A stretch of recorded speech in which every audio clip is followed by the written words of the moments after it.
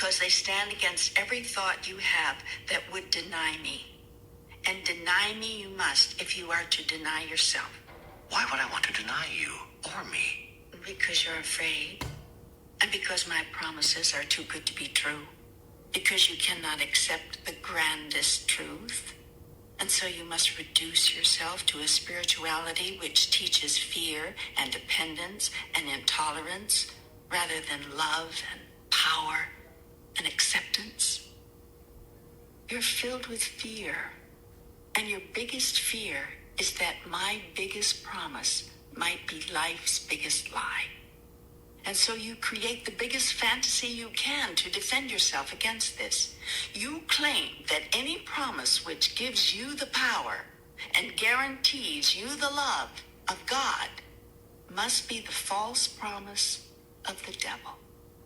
God would never make such a promise, you tell yourself. Only the devil would, to tempt you into denying God's true identity as the fearsome, judgmental, jealous, vengeful, and punishing entity of entities. Even though this description better fits the definition of a devil, if there were one. You have assigned devilish characteristics to God in order to convince yourself not to accept the godlike promises of your Creator or the godlike qualities of the self.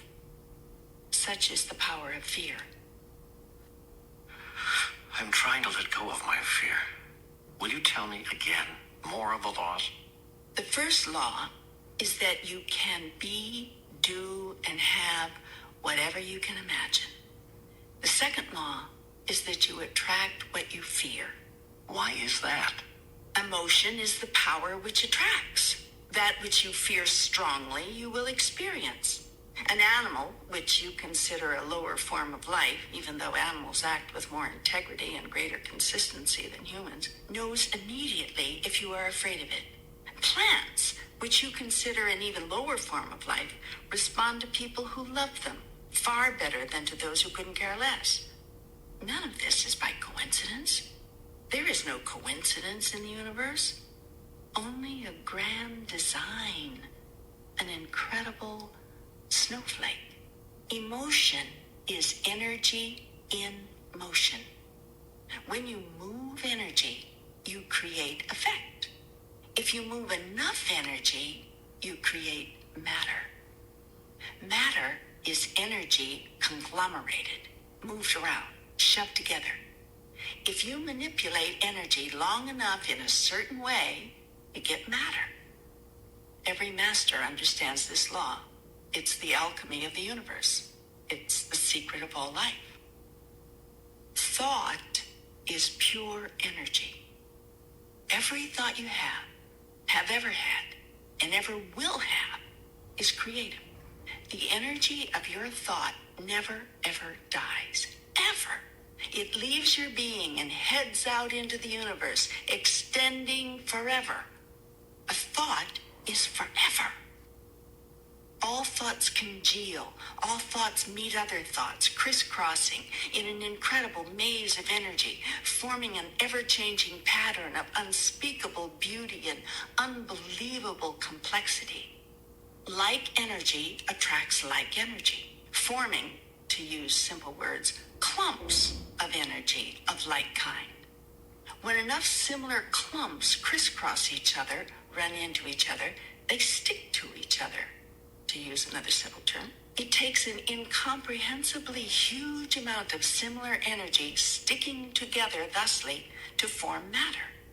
But matter will form out of pure energy. In fact, that is the only way it can form. Once energy becomes matter, it remains matter for a very long time, unless its construction is disrupted by an opposing or dissimilar form of energy. This dissimilar energy, acting upon matter, actually dismembers the matter, releasing the raw energy of which it was composed. This is, in elementary terms, the theory behind your atomic bomb.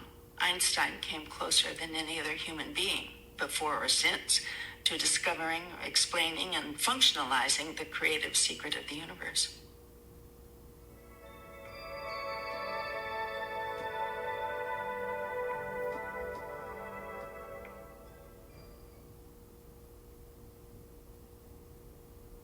You should now better understand how people of like mind can work together to create a favored reality. The phrase, wherever two or more are gathered in my name, becomes much more meaningful. Of course, when entire societies think a certain way, very often astonishing things happen, not all of them necessarily desirable. For instance, a society living in fear very often, actually, inevitably, produces in form that which it fears most. Similarly, large communities or congregations often find miracle-producing power in combined thinking, or what some people call common prayer. And it must be made clear that even individuals, if their thought, prayer, hope, wish, dream, fear, is amazingly strong, can, in and of themselves, produce such results. Jesus did this regularly. He understood how to manipulate energy and matter, how to rearrange it, how to redistribute it, how to utterly control it. Many masters have known this. Many know it now. You can know it right now. This is the knowledge of good and evil of which Adam and Eve partook. Until they understood this, there could be no life as you know it. Adam and Eve, the mythical names you have given to represent first man and first woman, were the father and mother of the human experience. What has been described as the fall of Adam was actually his upliftment, the greatest single event in the history of humankind. For without it, the world of relativity would not exist. The act of Adam and Eve was not original sin, but in truth, first blessing. You should thank them from the bottom of your hearts, for in being the first to make a wrong choice, Adam and Eve produced the possibility of making any choice at all.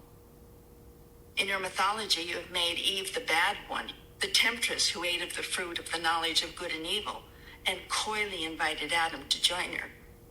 This mythological setup has allowed you to make woman man's downfall ever since, resulting in all manner of warped realities, not to mention distorted sexual views and confusions. How can you feel so good about something so bad?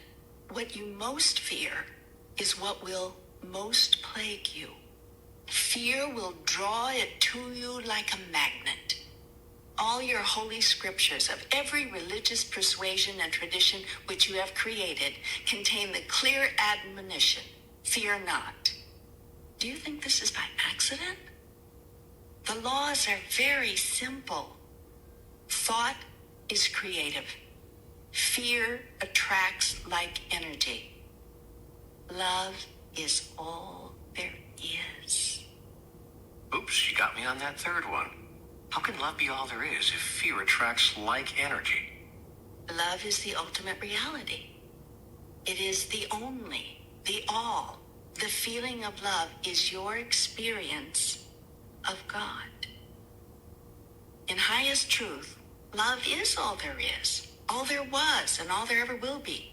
When you move into the absolute, you move into love. The realm of the relative was created in order that I might experience myself. This has already been explained to you. This does not make the realm of the relative real.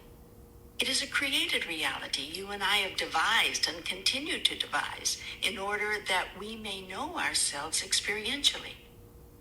Yet the creation can seem very real. Its purpose is to seem so real we accept it as truly existing.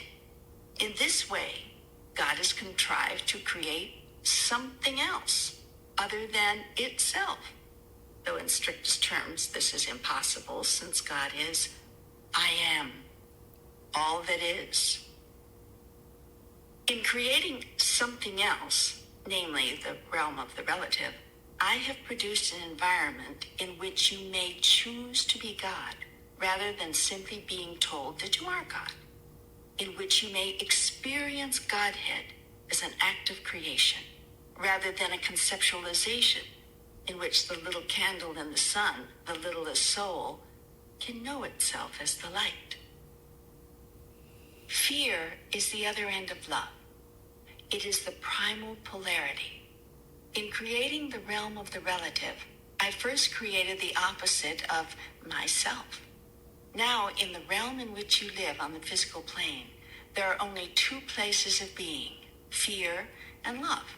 Thoughts rooted in fear will produce one kind of manifestation on the physical plane. Thoughts rooted in love will produce another. The masters who have walked the planet are those who have discovered the secret of the relative world and refuse to acknowledge its reality.